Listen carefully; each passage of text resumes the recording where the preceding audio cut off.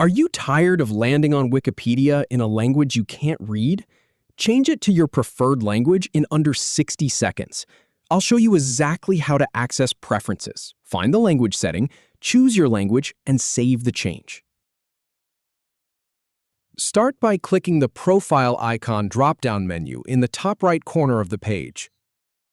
Then, click on Preferences to open your settings.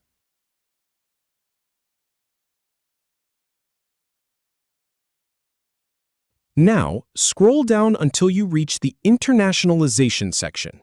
Then, click the Language drop-down menu to see the available options. From the drop-down, choose your preferred language. Then, click on that language to select it. Finally, click Save to apply the change. If you have any feedback or if any info is inaccurate, please leave a comment below. We'll do our best to answer or redo the video if needed. Thanks for watching.